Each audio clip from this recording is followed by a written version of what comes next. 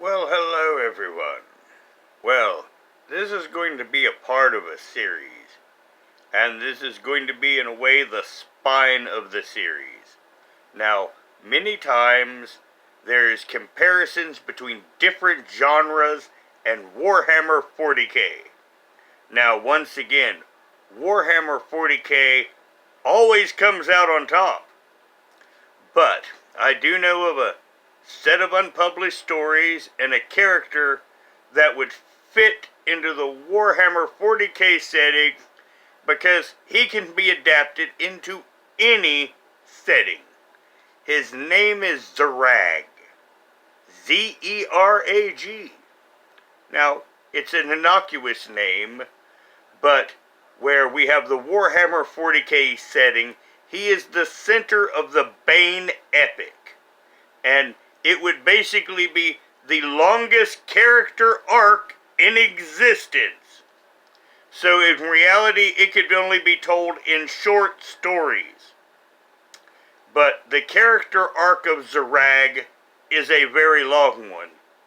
But it does intersect at some point with the 40k setting in time frame. Because as I said, he has the longest character arc.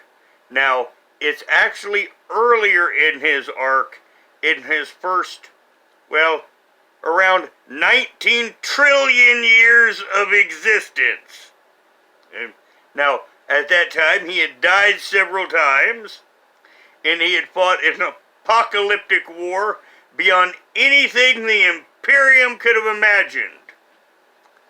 But there is a lot of ties between the two settings. Now, both settings did have inspiration in Michael Moorcock and his concept of chaos. So once again, in a way, the character Zerag could be considered at this point a Chaos Lord. Now once again, in the Warhammer 40k setting, he would not be a Chaos God. Just put that out there right now. Don't even think of it. Don't even go there. Now, he could probably fight a Chaos God. In fact, he might be able to fight Chaos Undivided, but that would be a good one.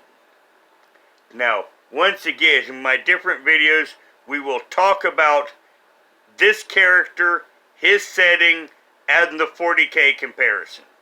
Now, in this part of his arc is the Dark Empire.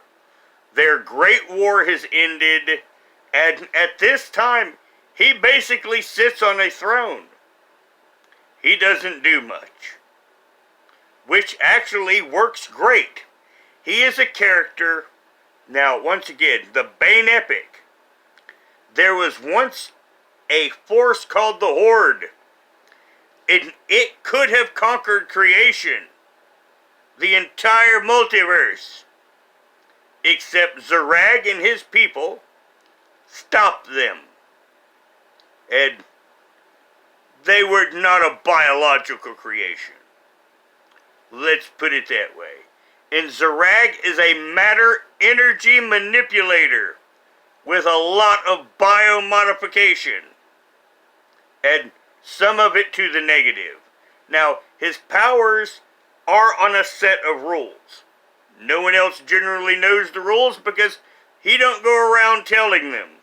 So he can do phenomenal things, but it's much like a gear shift. He has to have certain things into a certain gear. Now, his lesser powers, those can be used while he's using the major power. But the major power tends to be one at a time, which occasionally will leave him severely vulnerable. And as I said, he will fit into the 40k setting. Now, once again, as I do my comparisons, some interesting facts between the settings will come up. Like the Emperor. Now, Zerag saved Earth in the late 20th century.